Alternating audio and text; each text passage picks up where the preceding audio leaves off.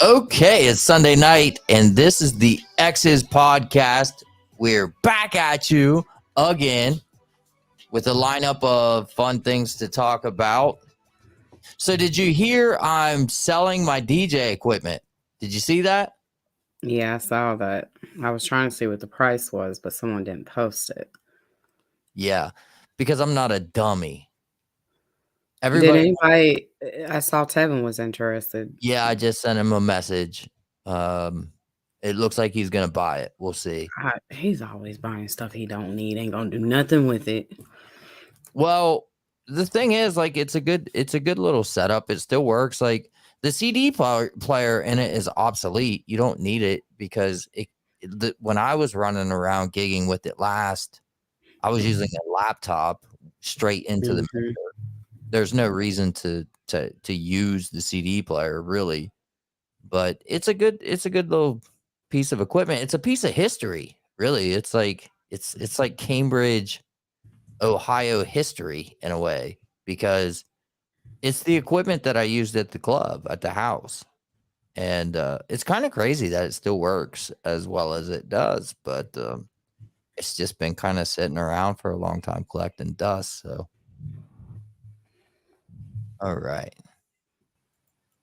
All right. So, first up, are you soft for being friends with your girl?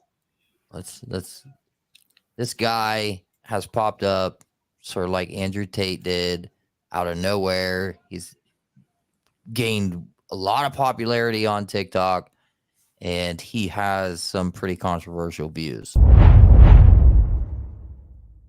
In my book, if you like banter with a woman, you're soft. You're a soft man. In my book. In your book, maybe not. In my book, you are. And she knows it. Even your girl, even your main girl. Like, you got to be careful not to like be too friendly with her. I mean, why do you want to be friends with her like that? I mean, another topic, LTR coming back November 15th. There's a friendly component to a relationship. There should be a friendly component, but the two of you should not be friends. There's a difference between having a friendly dynamic, meaning that there is some laughter, there's some humor. Within reason, you have the masculine humor, she has the feminine humor, and together it works. Okay? So, being friends with your woman makes you soft. IKEA? This is why everybody doesn't need a microphone. It's stuff like this. That's the dumbest thing I've ever heard of. First of all, the person that you're in love with, you better be able to be there. They are going to be your friend. They're going to be like become your best friend. Exactly. Yeah. I'm so sick and tired of these closet relationship gurus without the credentials that sit up and tell people this stuff. And then they wonder why, like, you have like CNN reporting on like the scarcity of relationships and the dysfunction because they are creating it. That needs to become a law. If you get online and create dysfunctional relationships with your fake advice and you don't even have a credential, like, you should like literally be breaking the law. They need to do that. It's such a bozo thing to say. He's like, first of all, he's saying you shouldn't be friends with women, period. Right. He's like saying you shouldn't be what do you say, banter back and forth with women. Like, that's not like you're some like you're soft because you talk to women. It's this most ridiculous thing that I've ever heard in my life. And the funny thing about it is, like, if all it takes is a couple like swipes on his TikTok page, and boom, there's a video of him bantering with a woman. Like, come on, bro. Like, you're gonna say that it's, if you're friendly with women, it makes you soft, but then you're gonna be a hypocrite by publishing videos of yourself being friendly with women. Like, what an idiot. It's a bozo video. That's what it is. Some of these people, it's like they're almost saying that you should be dating a masculine energy, right? Because when you're dating a woman, you're going to get the feminine energy. It's yin and yang at this point. Come on now, like, common sense. That's why I said some people do not need microphones, or at least they can have a microphone, just don't give them internet access. Literally, like, someone needs to like interfere with their connection and disrupt the live so that no one can sit up and listen to that, because whoever believed it, what were the comments looking like on that video? Oh, they were saying the same thing you and I were. Yeah, This is not it, dude. This is not like, there were some guys that are into this kind of content that were like, you're usually dead on, but you're wrong about this one, man. Like, they do that to everybody that they like. They say, I got to disagree with you on this one, but yeah, any other time I agree with yeah, you. yeah. And it's like, for me, the best relationships, the ones that last the longest, the people that I know that have been successful at this, they're all friends. Like, my parents are a good example. 30 plus years been together. They're friendly with each other. They're friends first. When you look at the couples that last 50 years, I was fortunate enough at one point to see um, Wayne's mom and dad have their 50th wedding anniversary. They did like I forget what you call that, but they like got remarried, rededicated themselves, you know. Renewed their vows. Yeah. Yeah. And it was like this whole event, whatever. But I was fortunate enough to grow up around them and see them interact with one another. And it's like they were friends. They were like best friends. And that's how you know you have longevity in a relationship. When Right. That's when you wake up every day and you feel like you're with a buddy, a friend, right? And then it goes into the goals and the objectives that you set with each other as well. Like, in my mind, it's a friendship and it's a partnership. You're looking at life and you're trying to defeat life together. So we need to have shared goals, shared objectives. Um, and that's not to say that you lose your independence again. And I'm kind of repeating myself, but you don't lose your independence. You can still have your own personal goals. It's just we have goals and we help each other achieve them, right? And in order for that to work the way that it's supposed to work, I kind of feel like it's helpful to be friendly. well, and then it falls in the category of intimacy, right? Because people think intimacy is like intercourse, and it's not. But that's one of the reasons Yeah, that men right now are literally having a major struggle with finding a mate in life, and why they just did that recent study is because they do not know how to give a woman intimacy, and that's what women crave. Women crave intimacy, and so they don't know how to do that, because listening to people like this is the reason why they're going to be by themselves with the cats. And the woman, I don't know, it's going to be choice for her, but with them, because of that reason right there, like, a woman craves intimacy, and a man should also crave intimacy too, because you have to have a craving for it one way or the other if you're going to be with a woman. Like, that just only makes sense. And then they should be your best friend in like every aspect of your life. If they are, if you guys are one, that's what it's going to be. Like, there's just no, you right. can't get around it. So it has to make sense. And that guy there is just looking to go viral, and he's looking for his 15 minutes, well, 5 minutes. He's looking for his 5 minutes of fame. It's not gonna last. Yeah. Well, I mean, he's got some kind of hustle because he's got a whole design set and a whole look, and um yeah, he's on the internet now, and he's gained notoriety pretty quick. He's gained followers pretty quickly. But yeah, I mean, it's bro culture. That's what he is. That's what he's speaking. He's speaking a lot of bro culture. I don't think he's looking at it from a true, study interpersonal relationships kind of way. He's just regurgitating this masculine, feminine Mhm. crap that we're hearing everybody's talk about right now.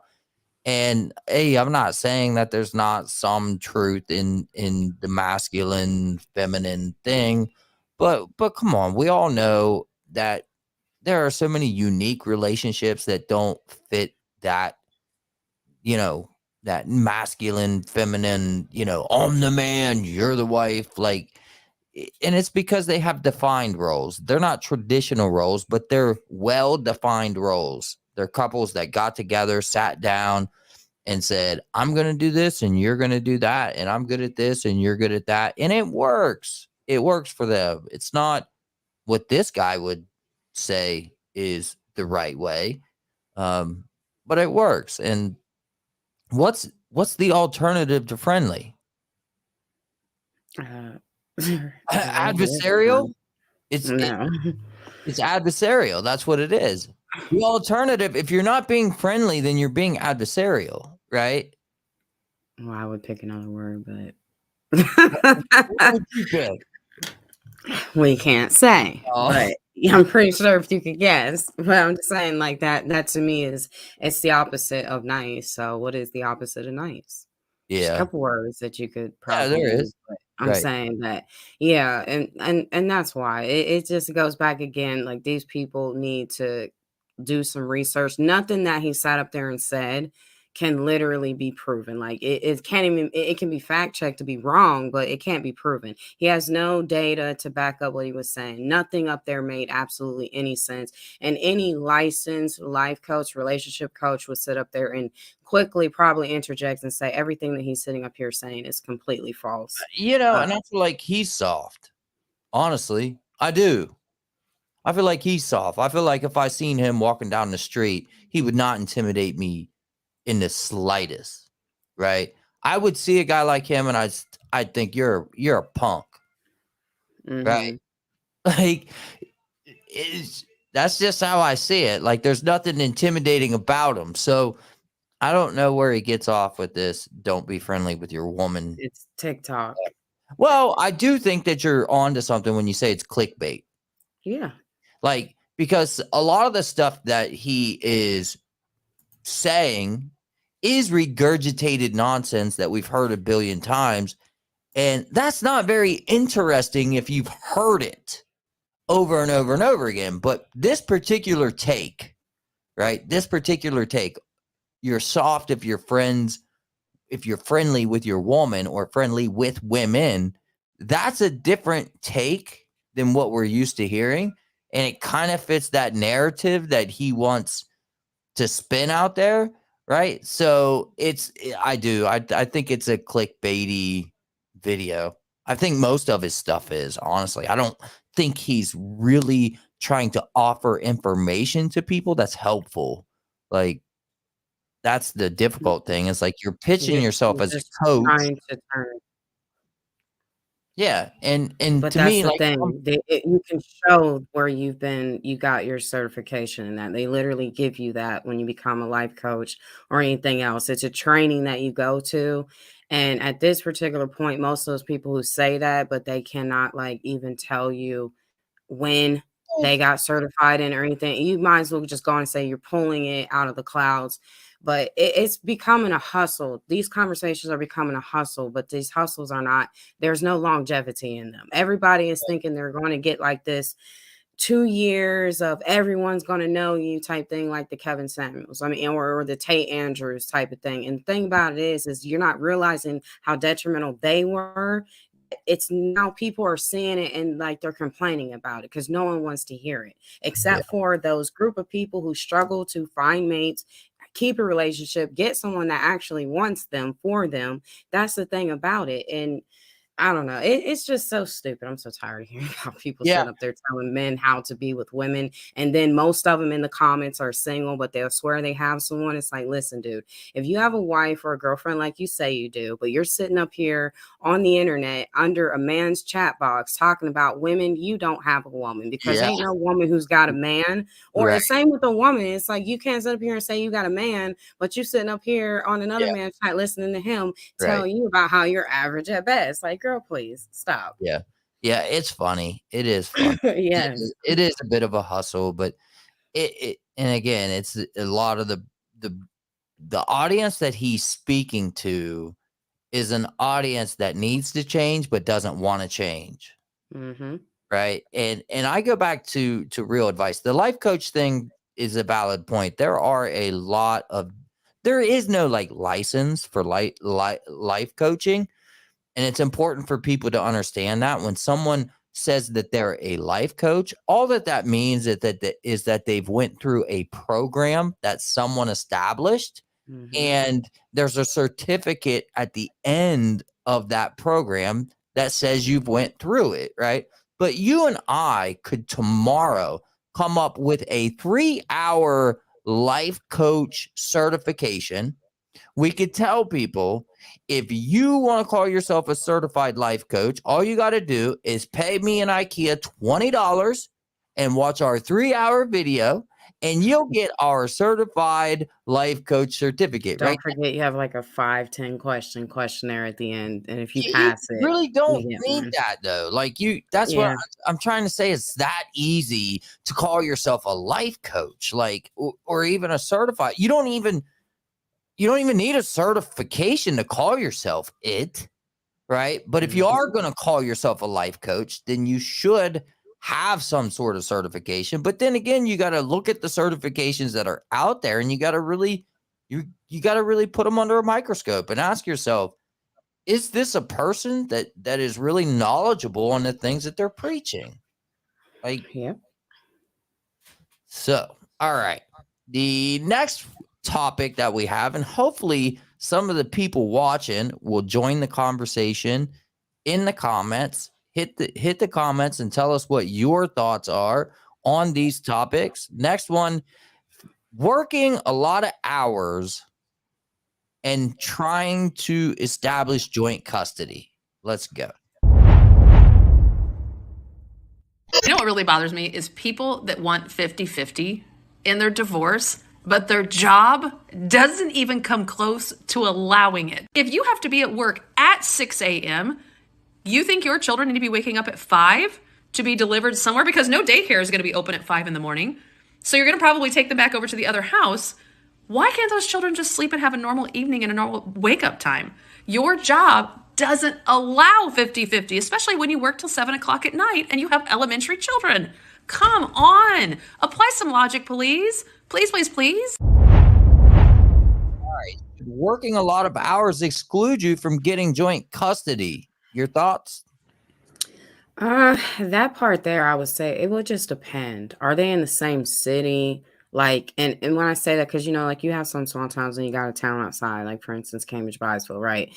And then it's like the distance between their school and your house, Right. like during school time. Now, in the summer, I wouldn't see an issue with that. It's summertime, but by the time August rolls around, you need to kind of be back with the primary parent, because yeah, like the distance between your house and their school, and then whatever else you got to do in the morning during the commute, I think that does make an impact on the child. And then yeah, if they have to lose an hour of sleep, then it is better to just establish like on the weekends, okay, but during the week, I think they need to have a stable environment as far as their school and stuff goes. So I can understand that to an extent, like that would make sense. But now if you live out of town, then clearly like 50-50 is just not in the cards for you. You live out of town.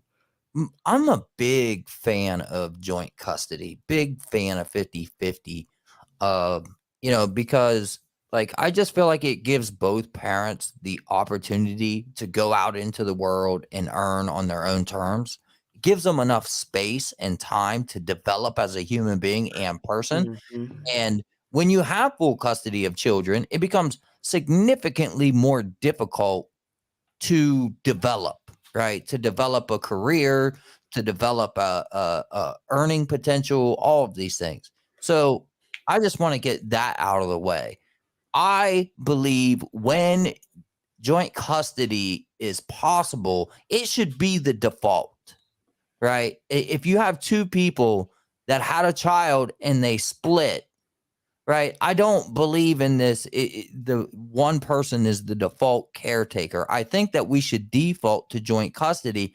And then we should look at, if joint custody doesn't work, what are those reasons and why? And to your point, right, distance to the school would be a valid point. I think the parents' working hours is also a valid point for why it may not work. If Right.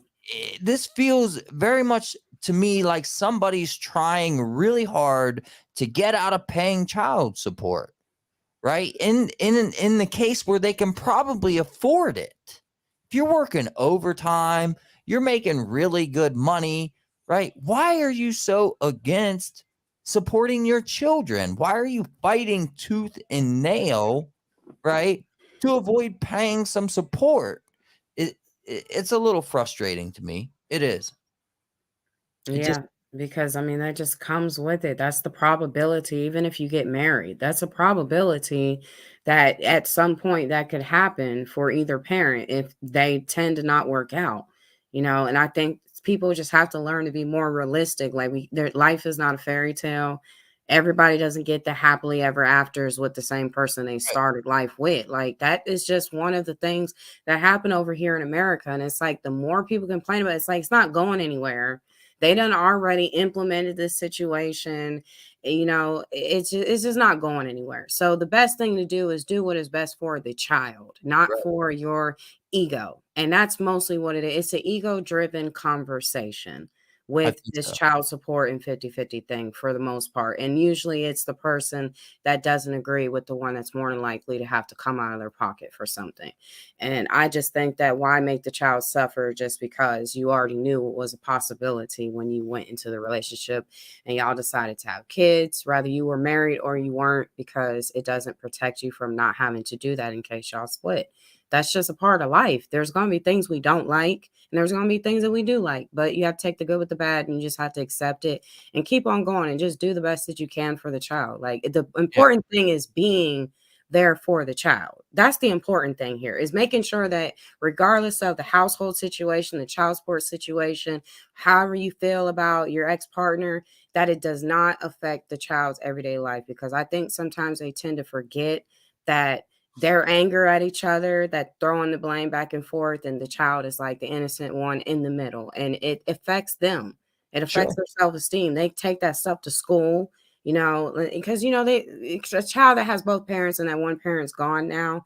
Believe it or not, it affects the child. Oh And yeah, it does. sometimes the kid takes it worse and like they hate it. So when they're going back and forth from one house to the other, it makes them feel away because they're used to seeing their parents. Well, the thing is, her example here is a great example of why joint custody may not work, right? Like Mm-hmm. if your job or situation at home is such that, during your week on, you have to take the kid and drop them off at the other parent's house just so the child can get to school on time, joint custody is probably not in the cards for you. Now, however, I do think that you can create an environment in your household that may not include you, right, in the morning, right? If you could find somebody, like if you have a mother or a sister or a brother or some other support system that can kind of step up to the plate during your week so that this child can sleep in like they're supposed to, get up and go to school with a regular routine, there's nothing wrong with that, right?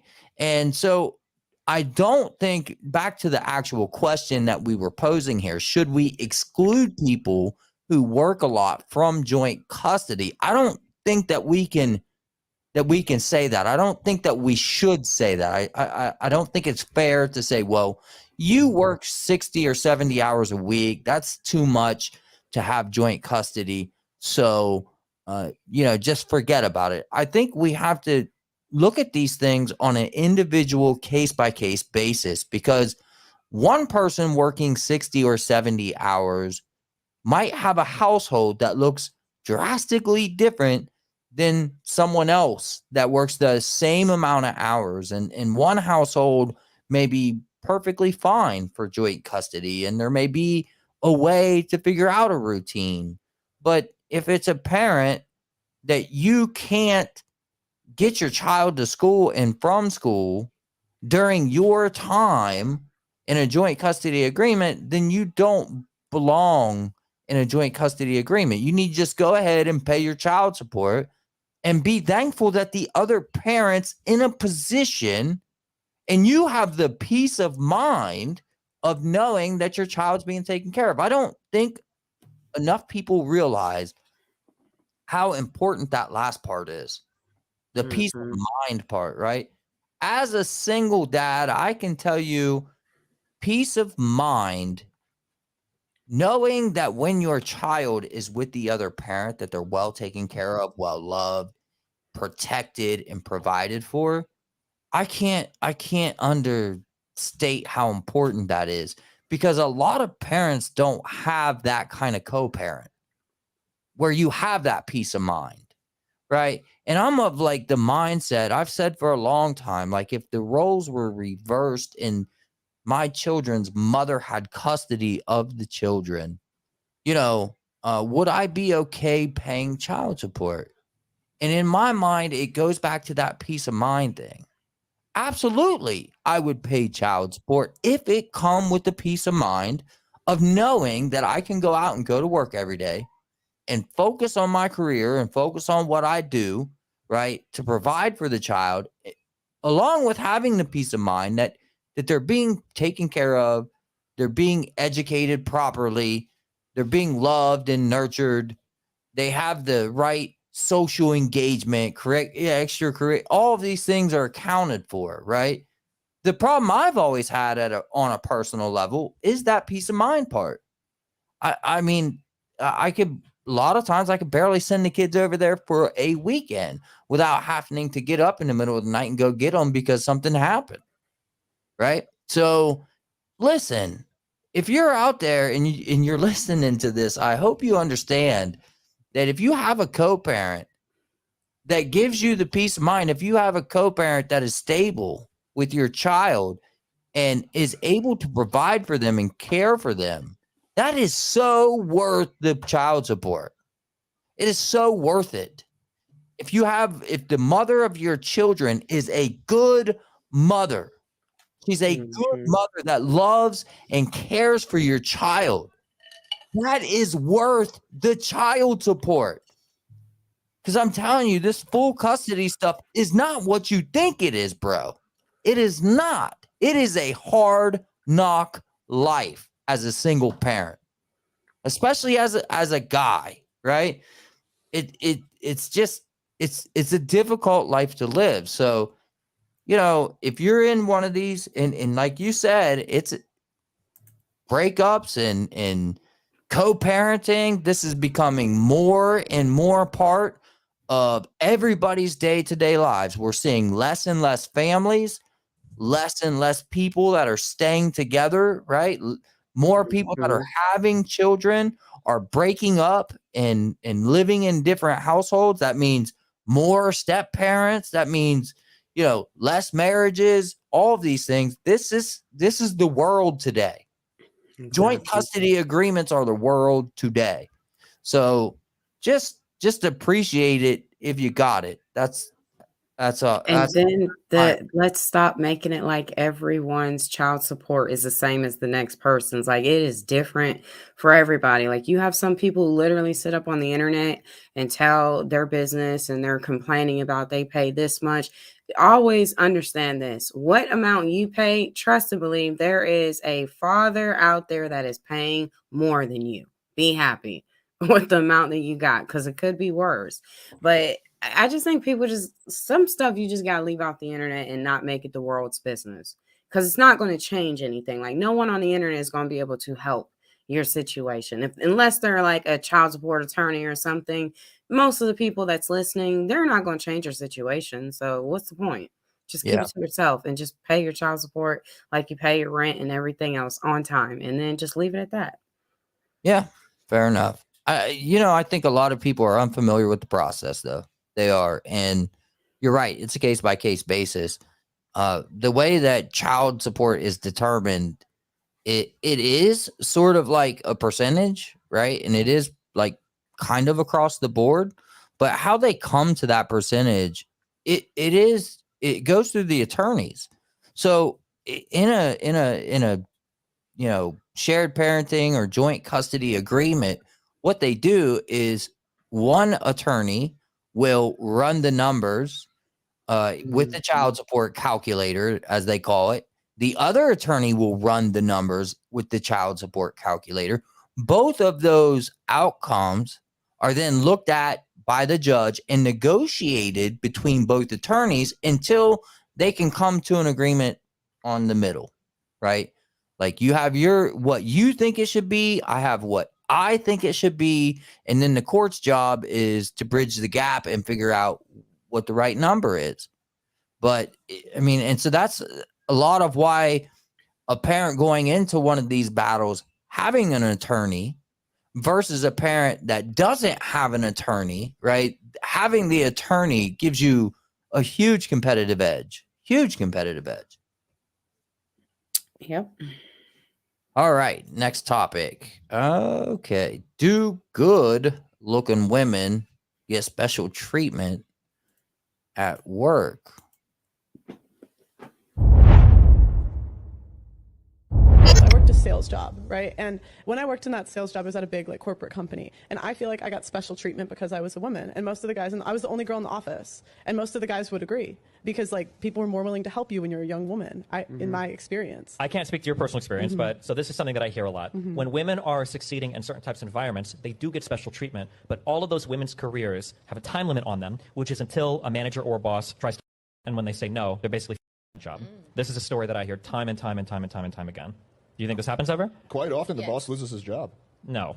Absolutely Every not. time there's a Absolutely. story. Every time the story goes public, but you don't hear the story that goes public. I've heard this from almost every single woman working in entertainment and working in any industry peripheral to this, that if you're a moderately attractive woman working, yeah, like you're working, you might be succeeding, but you never know if you're actually succeeding based on the merits of your work or if it's because somebody wants you.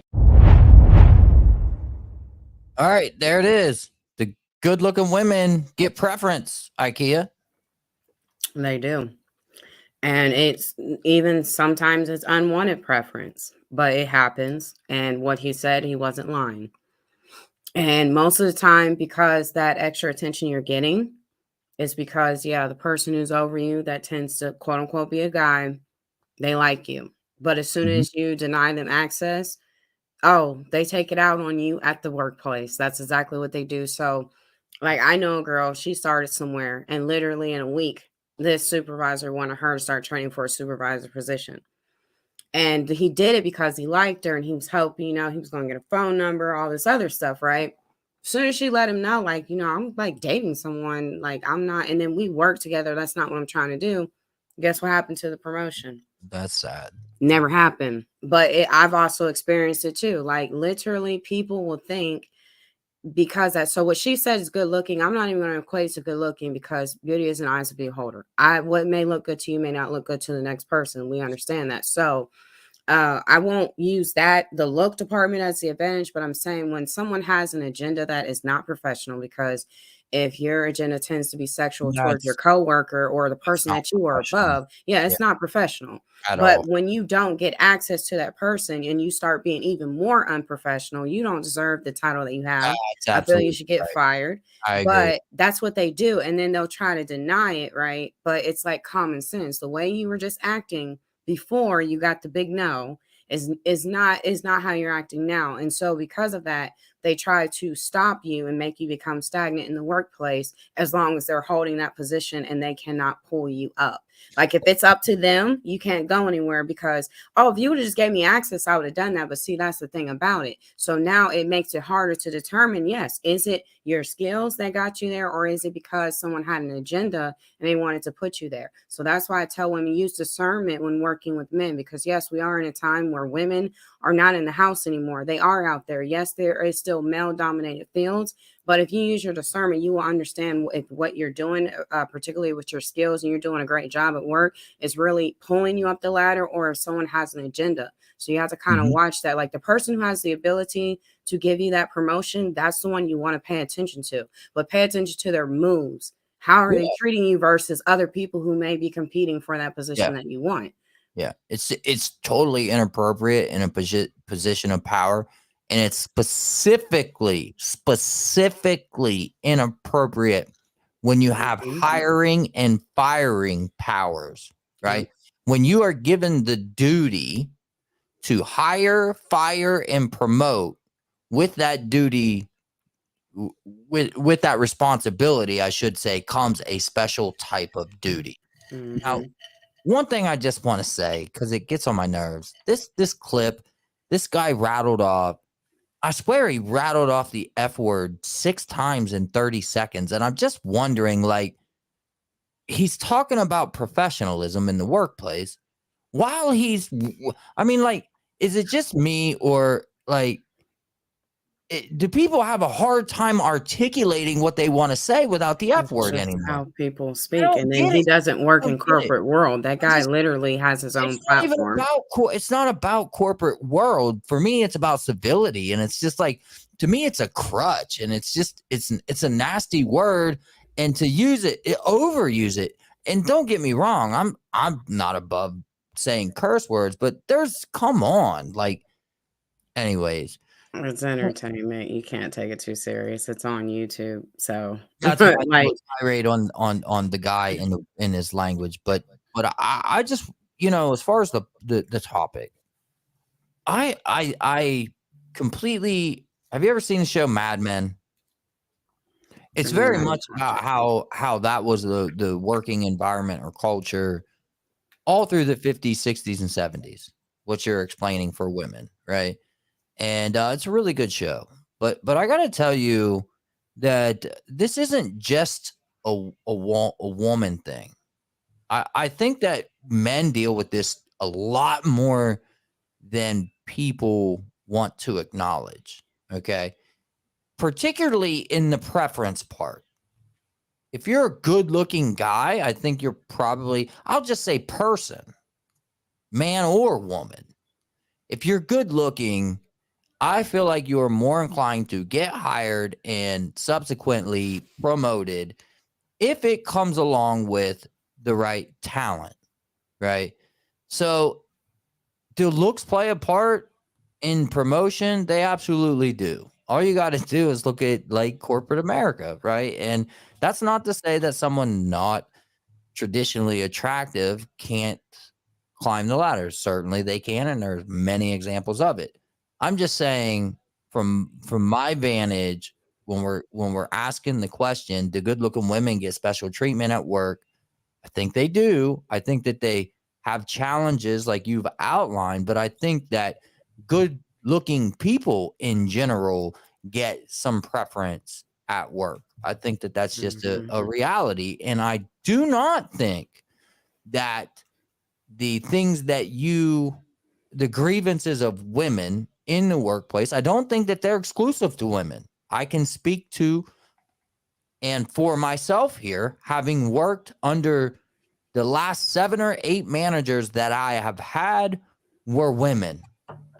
And if you think they were above flirting with me, you've got something else coming, because I can promise you they weren't above flirting with me, even though they had the ability to hire, promote, and fire me. It didn't matter, right? I think maybe where the difference is here is the sort of, once they're turned down, their reaction to that rejection. I think men are far more inclined to hold a grudge, are more inclined, like you said, to act as an obstacle to your success, right? They begin to maneuver in ways that they shouldn't professionally, whereas, at least in my case, the kind of casual flirting that I experienced from a superior, it was friendly, and I honestly didn't take it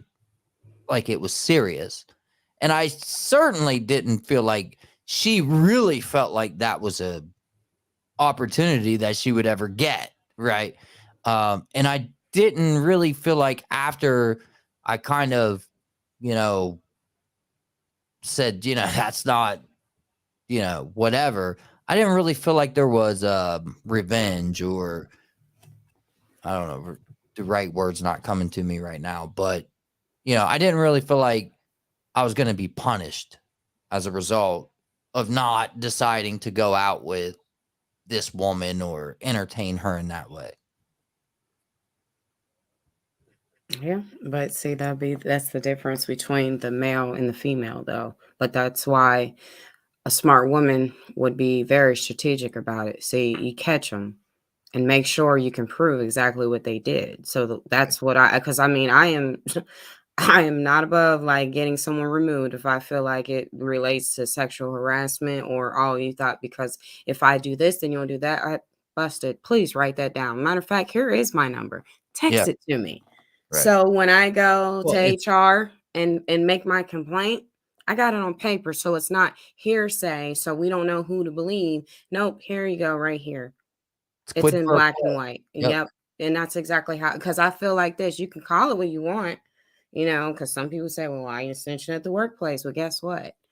If you wanted to keep your job and you cared about it as much as you did, you would have came a little bit more professional and you would have That's left it. that outside of the workplace, because the same way how they tell you to check your attitude at the door before you come in is the same way how you need to check that particular situation. It shouldn't, first of all, when you come to work, you shouldn't even think about hooking up. These are people you work with. The same reason why I said you don't make personal relationships with people you work with, because those people can take that same information that you feed to them and use it against you, or it can just create a bunch of problems. Like, it happens every single day. And when you're hearing about, well, we work together, like, how did y'all become friends? And it always goes back to saying, oh, I met at the job. And you just instantly like made this part. You shouldn't be calling these people your friends. Yeah. Yes, they're your coworkers. That's what they are, your coworkers. I deal with you for a set amount of hours. When my time is up, I go home. I'm not thinking about you, and you shouldn't be thinking about me. See you tomorrow, though. Like, that's where I leave it. I do not form because a lot of people are not going to go in the direction that you're going. And so you can't take everybody with you or try to befriend every person in your path at any job that you get. Everyone's not going where you're going. I think that you got to be personable, though.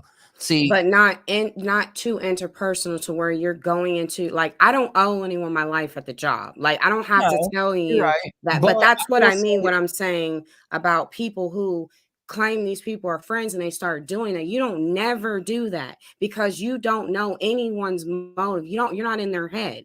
And envy is a real thing that even floats in the workplace, right? So that's the thing about it. Like, people can see you, your energy, it could be very high vibrational, and they're kind of like not, and they may not like that, but they're being the snake. They want to get close here's to you the to get thing, though, Ikea. information, Here's the and thing. then it floats out of the way. Here's where you need balance, okay? Because while you're Yeah, I saying, don't believe in interpersonal at the listen, job. I'm sorry, but you can't convince me on that one. I've been there, done that. I ain't going back to it. listen, you think I'm arguing with you, but I'm not. No, I'm not arguing with you. I'm saying, What I'm me saying, personally, listen, in my opinion, I'm I wouldn't saying do that it. there has to be a balance, because there's a whole generation, which you just pointed out a few weeks ago, a whole generation of millennials out there that are coming, and not just millennials, what is that, Gen Z coming up behind them, where they don't want to work for companies that don't quote unquote care about them.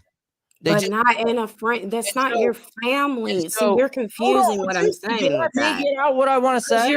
I know, but what I'm saying, the direction, right? But you were interjecting interjecting when I was talking as well. So what I'm saying is, where you're about to twist my words right now, and what you're about to say, and I see the direction. What I'm saying is, there was a difference in what I was explaining. So what you're trying to compare is not the same thing. That's totally different. What I'm trying to trying say to tell to you. you, as someone that has employees, that deals with employees, I need them to know that I do care. But not on a family level, you're not. That's not even your job. I like to know how many kids they have if they want to tell me that. I like to know But it what doesn't they affect did the this weekend workplace, if they want to tell knowing me that. that, right? And I think that when you're working alongside people, sometimes you're with these people more than you are your family, right? One of the guys that I work with, I when we go out of town, I stay in hotels with them, right? Friendships are bound to happen at work, given I feel you form them outside the the professional nature, workplace, off given the the clock. nature of some of the kind of works that is required, right? Like, not every place is going to have a working environment where I can just do my work and just not care about people. Like, in a perfect world, maybe, but that's not the world we live in. But to the point, right? I think that we're both in agreement when it comes to superiors and how they need to behave when it comes to, there's personable and, crafting friendships, me making sure that I want what's best for you. I want you to have the job that you want, and then I want you to have a quality of life that you want, right? There's that, and then there's crossing the line, right? There's me, or any superior engaging you in a way that makes you uncomfortable, right? That's just completely unprofessional. I don't even wear cologne to work. I don't even spray cologne on because I just don't think it's the appropriate place to smell like cologne, right? Like I don't go to work stinking, but I'm not there to impress anybody in that way, right? And so I think that there's a balance there. I think you need to be personable. But that would be your personal opinion, though, because you can't speak for everyone's experience in the workplace and why some people may say that. And then there's evidence of you being able to go and see why I go to work, look to make best friends with people that you work with. When you know that there is a ladder that can be climbed in the job, do you think you're the only person that wants to go up that ladder, or is everyone on the same level as you wanting to get up that ladder? So when you're thinking about you trying to elevate, the last thing you need to be thinking about is how many best friends can I make in this workplace? My focus is on elevation. And I look at it, I have my outside life to think and worry about that. Like, this is not the one-stop place for friends. We are here, and technically, if you think about it, in the workplace, it is competition when Yeah. there is a ladder It's that can be climbed.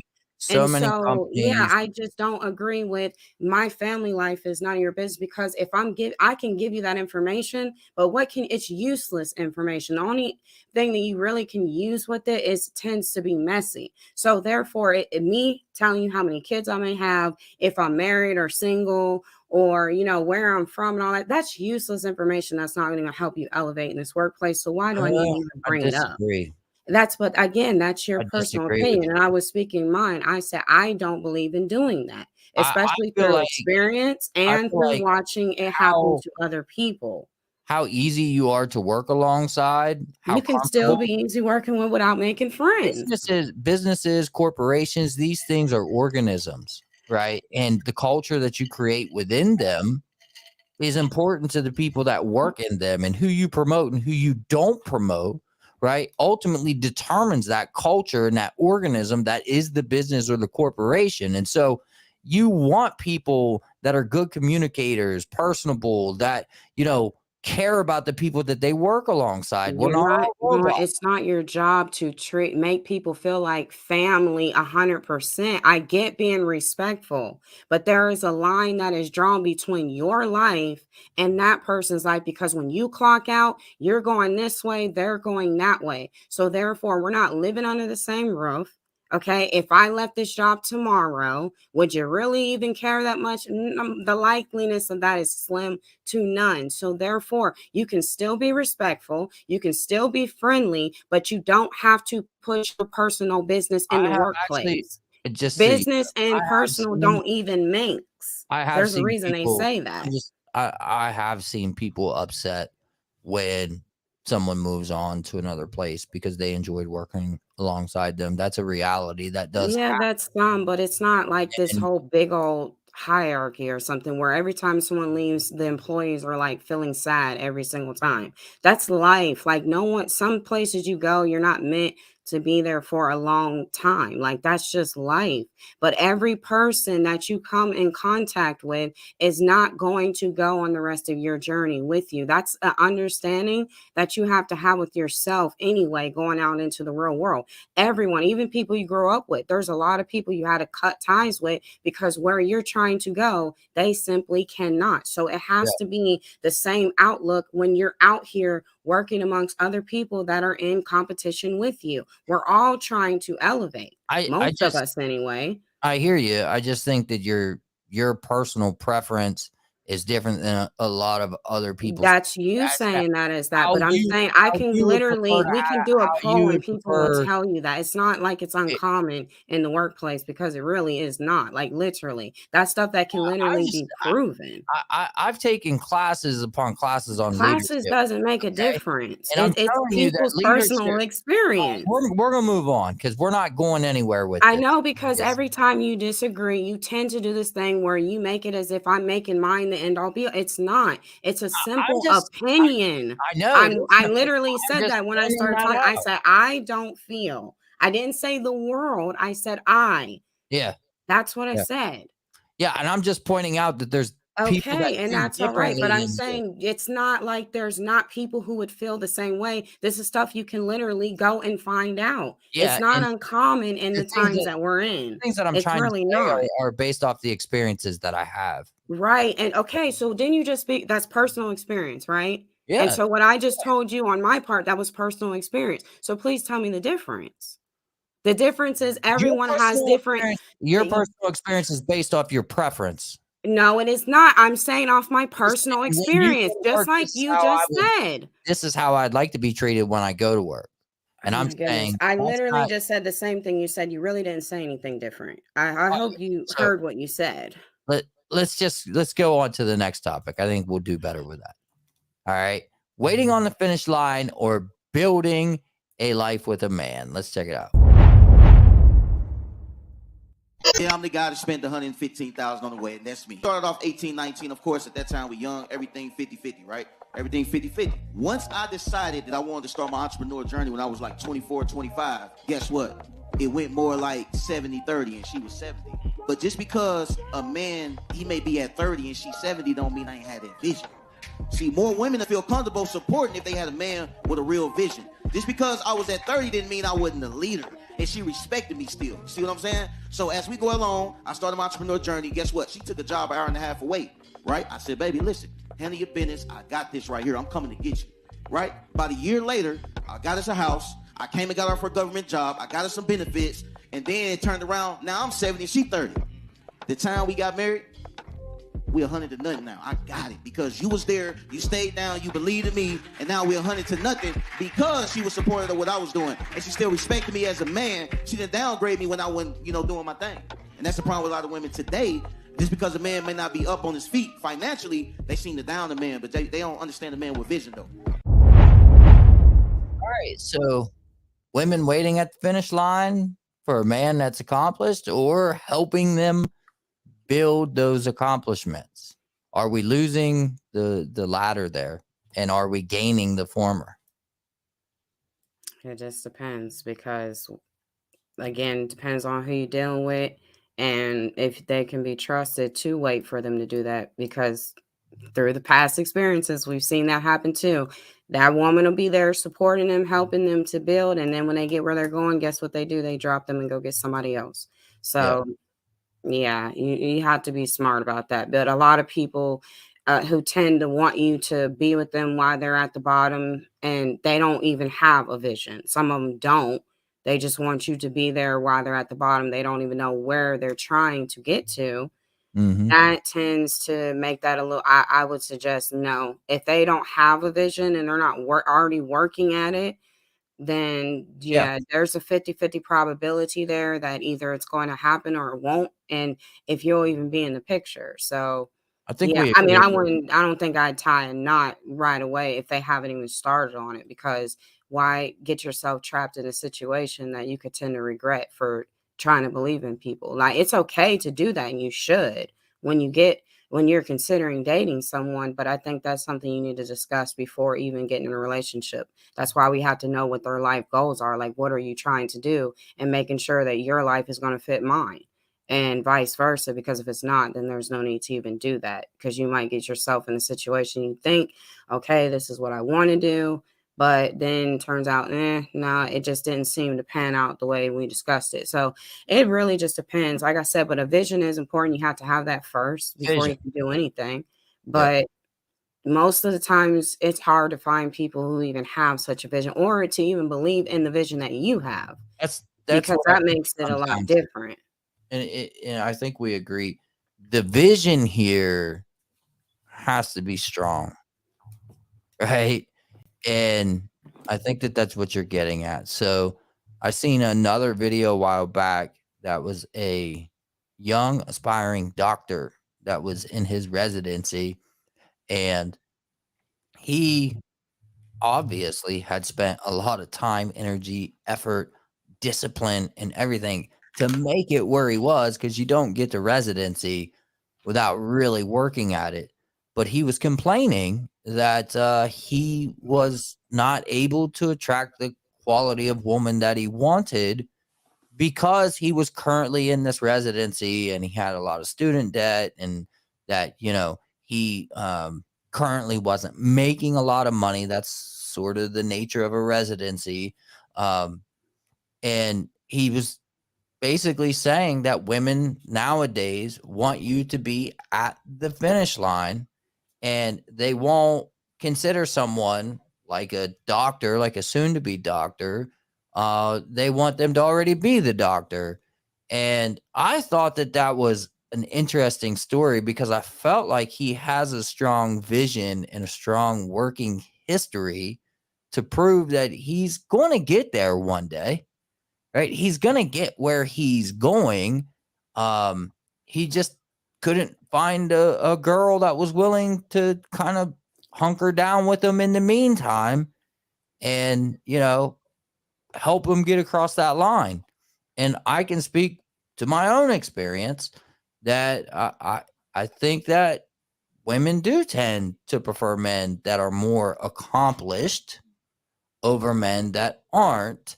But I would say to the men like the doctor that's frustrated, that he can't seem to attract the kind of woman that he wants. I would just say to him that you'll be that doctor one day that you're complaining about. If you keep doing what you're doing, right? If you see the vision through without any help from anybody, you'll be in a much better position in the end, because you'll be able to look back on it. You'll be able to say, well, nobody helped me accomplish this. I did it on my own. And you'll be that guy that you're complaining about, that all the girls want. You'll be the doctor that made it across the finish line, that's making a bunch of money, that, is the hot shot or whatever. So I don't blame women for wanting a provider and wanting stability. I just don't. Personally, if I was a woman that needed a man when I was struggling and was, trying to accomplish things in my life, I wouldn't have taken a gamble on me either, right? Like, in order for you to attract the kind of woman that you want, you got to make it across those finish lines. Like, you got to have something to offer as a man, and as a man, your job is to lead, provide, protect. It's not just lead.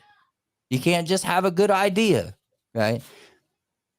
But I do think that it can work the other way too. I think it can be helpful.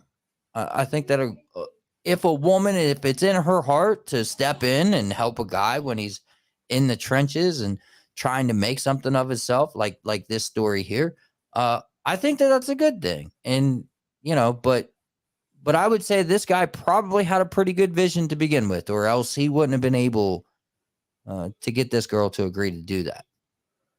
Yeah, because that's usually the case a lot of times, is it doesn't tend to work out like it seems. Once they get where they're going, their whole ego changes and they forget that, who was there when you were down. So that's why, and a lot of women are becoming informed on that. Like, do I want to spend my time helping build someone else up so that they could potentially take all my hard work and go give it to someone else who wasn't even there at all? They was nowhere in the picture, right? Versus someone who was willing to stand down. Because a lot of times now women are looking at it like, okay, if you're wanting marriage and all this, that, and the third, well, what is it going to benefit me to do that? Because yes, everything in the world is transactional. I mean, yeah, you cannot buy love, but love don't pay bills either.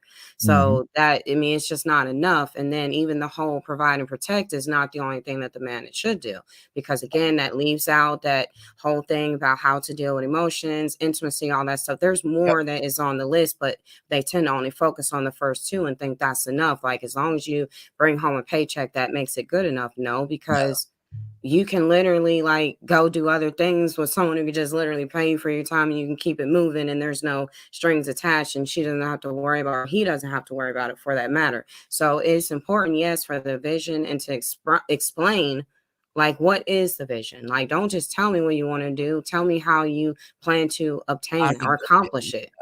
How can, well, I mean, I would think it would be like, not only that, but you would want to sit down and you would want to say, here's how you can help me see this vision to life. And then ask, what's your vision? and how can I help you, right? Like you're saying it's transactional. That's very true. You know, I think that people fail to do the most basic things in relationships, and sitting down and trying to figure out what goals you have that you want to achieve, and what goals I have and what I want to achieve, and what shared goals we might have and what we want to achieve, and figure out how we can work together to accomplish those things. Like that's basic 101, right? When you start feeling serious with someone, you should start pressing for that moment, right? You should start pressing for that moment to sit down and really outline goals. What do you have to lose, right? Like if you're really getting serious with someone, what do you have to lose by sitting down and just going through a list of goals? Like if it doesn't work out, it's not like the exercise was a bad idea, right? It's not like you have anything to lose. So, just sit down and say, where are we going to be at 5 years? Where do you want to be at 5 years from now? And, how can we help each other get there? Yeah, because that's really all you can do. And if they don't want to answer it, then that's your answer there. It's no point going further with that, because I think asking someone what do they want out of life, especially when it pertains having a life partner, and they don't want to answer that question, then that lets you know like they're literally here for a good time and that's it. And that's the thing, because most people now are looking at getting to know someone like it's an interview. They don't want to go into that. And that's like what I said is why the relationship dynamic is failing, because no one wants to really do the work anymore. And when it comes to aligning yourself with another person, they don't want to do that. It's literally, this is what I want and that's it. I really don't care about what you're trying to do, but this is what I'm trying to do. So are you on board or not? And you have to include that other person. You cannot exclude them from it. And you guys are cohabitating under the same roof. Like you're together. They have to be included, especially if they're going to help you with it. Like I can't just sit down and help you strategize, but then you leave me on the outs with anything that happens. Like that, to me, it seems like, okay, now you're being shady. Like, come on now. So Yeah, now I can't trust you. Some of this is just about being a good person. And Right. some of the things that you're bringing up, guys that will have a girl help them through some of the rougher moments in life to get across the finish line and achieve some real good things with themselves, who then just turn around and leave the woman behind. That's just a bad look on that guy. That's just a bad person being a bad person. At the same time, sometimes things just don't work out. It may not be because somebody's a bad person, but generally speaking, when you're talking about relationships, there shouldn't be an end in sight in your mind. Like if you're plan B and plan C in the back of your head, but you have this person that's sort of just around and they're convenient and they help you through your day-to-day stuff. Like that's just wrong. It's just wrong. Don't do that. Yeah. And then too, I mean, look at Tia and her ex-husband. Who you think's going to benefit out of the divorce? Literally. And she met this guy when he was homeless and she married him anyway. Like they got in a relationship and everything. And she was with him all that time. They had kids together and everything. But who do you think is going to benefit out of the divorce? He's Yeah. not going to be paying her alimony. She's going to be paying him alimony. Right. And she literally was supporting. He wanted to get into the acting world too. And it didn't happen for him. Now, from what I heard, he always, would get little jobs here and there, like I think with acting and stuff like that, but it just never really stuck. Like most people still to this day don't know who he is. I mean, they know his name now because them, saying they're getting divorced was very recent, but who's going to benefit? She's not going to benefit, and even the children aren't going to benefit. She's going to end up paying him alimony. Yeah, it's just the way it goes sometimes. Yep, and that's why I said you have to be careful. Sometimes you have to think about it. Like, is it worth the gamble or is it not? Yeah, you got to be really confident in the person that you're planning a life with. Yep. And I think she was. I think she loved him for who he was. I think it just ended up not working for them. I don't know if he cheated. Like she didn't say that. I don't know if if she hinted at that, but it just didn't work. But they were together, I think, over 10 years or so, because they have, I think, 3 kids. So, You and talking they're all. I'm one talking of the about twins? Tia Mowry. Yeah, Tia Yeah. Mowry, the one that was on the TV show The Game. Yep. Her, that sister, because the other one, I think she's married to an Italian. Hmm.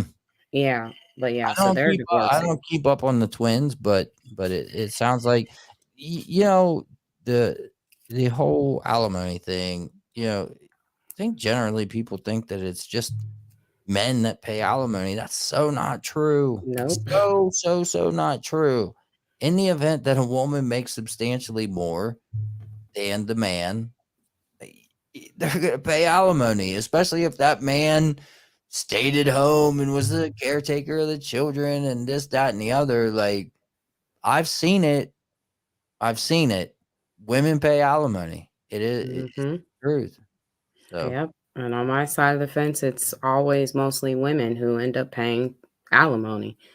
yeah. Yeah, they literally do. And it's like, I think it's even a fight to get the alimony because they're so used to. But again, like, that's the thing. If you get them used to a certain lifestyle, they kind of actually are allowed to have the alimony. It's not uncommon because they had a certain lifestyle for a certain period of time. Mm. Like you now it's uprooted. So that is why they do that thing with alimony. It's just California. I really feel like they need to change that. As long as you don't get married again, you get out, because there are people like literally who was Collect it? multiple alimonies. Vanessa Bryant's mom still to this day has not gotten remarried, just so her ex-husband is still paying her alimony Oh after man, all of these years. yeah. I I wonder if just think there's they anybody need to out there that change has that. them. I wonder if there's anybody collecting multiple alimonies. I guess you can't. Multiple alimony. Are you talking about in Yeah. California? Well, I guess once you get married, you lose the alimony because you're married again. But Yeah, that's what they said. As long as that's you funny. California lets you go through that, Yeah, as long as you don't get married again, they will have to pay you until the day they die. And that's I think that's wrong. that is wrong. Yeah, like nah, after 5 years, you done hopped in the sack with somebody. Yeah, And yeah. tell them to pay your bills. I'm not doing it no more. That's why Mary J said like she is not worried about going out here and trying to find another partner. Like she said she's loving herself now because the fact that like her husband milked her on that alimony, she's still paying that man alimony. It's just crazy. Some people have so much money that paying alimony at the rates that they have to, they probably don't even miss it. It's like everybody was, Yeah, it depends on how much you're paying though. it's like everybody was freaking out over Kanye having to pay like $200,000 a month to Mhm. Kim in child support. And, a lot of people defending Kanye saying, oh, that's messed up, this, that, and the other. And it's like, you realize he's not going to miss that money, right? Like, I realize she doesn't need it, but he's not going to miss it. Like, so. Yeah, well, and then too, I think the reason they were being stupid about it and trying to make it like she was wrong for one alimony is because they were looking at how much money she had, like what her net worth is. And Yeah. I'm like, you guys realize it is not necessarily for her, it's really for the kids. And it's not like it's going to make her got it. It wouldn't even matter. Like it wasn't going to hurt her. But again, they were married. They were in the same house. Like Mhm. people forgot that big old house she's living in. They built that house Right. together. Right. Literally, I remember when they wouldn't stop talking about that house. They Mm. were making that house a very big deal. But see, that too, like I said, in California, you go and find all this land and you want to build these big, extravagant houses. One, it's very expensive. And then two, what happens if you guys get divorced? What are you going to like call a Oh, yes, contract to say, sure. come split this house in half? Because that's what I'm doing. I'm not going anywhere. I'm sorry. You get that side and I'm over here. This house is what did they build? A $40 million freaking I have mansion or no something? idea. I don't pay that Yeah. much attention to it, but I did see the child support thing, and I did think it was funny that so many people wanted to defend Kanye when it's like, I mean, He he, probably wanted to pay that much. He he probably offered probably to pay did. Yeah, 200,000. he probably did because he's that dude, And again, I just think peace of mind is worth so much when it comes to children. If you have a loving, caring mother that gives you peace of mind, that the children are taken care of, provided for, all that good lovey-dovey stuff, man, you should pay that child support happily. And that's not to say that you shouldn't fight for time with your kids. I don't believe women should keep the children from their parents when they want to see them. I'm just saying, generally speaking, that peace of mind is worth the price. Pay it. Yeah, and then Kanye never did not want, like, he was fighting to have rights to the kids. I even seen recently where he was going to the kids' basketball game, and at that particular time, I was like, you guys are literally one minute you want to say the guy is bipolar or whatever, but then it's like you're purposely trying to get him to snap on you. Like, literally, he had said, I am trying to get to my kid's basketball game, and here you guys are with these cameras in his face asking him stupid questions. I'm like, now if he would have struck one of y'all, I wouldn't have been mad at that point. Like, you guys know he loves his kids. Oh yeah, they Loves his kids, so I will give him that. He loves his kids. The paparazzi thing gets a little out of control when the paparazzis start getting almost violent to get in position to catch. I mean, like, come on. Now, I get that they signed up, the celebrities signed up for it, right? They're public figures. This is what they wanted, so on and so forth. But there's a line there, man. Like, you got to give people personal space and dignity. Yeah, because when they made that law with them, they didn't exactly make it harsh. And that's the reason why the paparazzi gets out of control. But now I will say, it's not like the Kardashians aren't the ones who pick up the phone and call TMZ, because it's funny how TMZ finds them wherever they are. Like, someone literally, you guys have them on speed dial. They're in your back pocket. I mean, we've seen that, and it's so noticeable because if you go out for some stupid salad, who in the world is following you to a salad bar? Nobody. You want a salad. I mean, I'm saying, like, I'm sure you caught a show of the Kardashians where they're out having dinner and then the camera keeps panning outside the window and there's like 100 paparazzi out there. Yeah. Nobody, they didn't just stumble across you. You guys called and said, hey, we're going to go eat broccoli. Right. Come take pictures. Well, and then it's so crazy out there that, they're networked to a point where, there's probably whole paparazzi crews now that keep tabs on where these celebrities go at all times, almost like people working shifts. Like, they checked in. How much do they pay for a picture though? Like, you're talking $5,000-$10,000 a shot if it gets published by the right magazine or no, I'm talking about when you shop it around to these like TMZ, or like you catch a celebrity. Yeah, it could like be out cheating or something. They're at dinner with another chick. Like, how much are they paying for that photo? that would be major bucks. But I'm just saying, generally, there are a lot of outfits. TMZ is what I would consider a online magazine, because we don't really have magazines anymore. But the traditional magazine companies are what created the paparazzi, because they needed photos to publish in the magazine. So for their lives, they would pay hefty fees for photographs that nobody else had of celebrities, which created a demand for these photos, and then upspurred this whole industry out there where paparazzis know that they can get $5,000, $10,000, $15,000 for the right shot. Sometimes they're taking pictures that they don't ever sell, though, because there's other people that have the same shot that probably have a better one.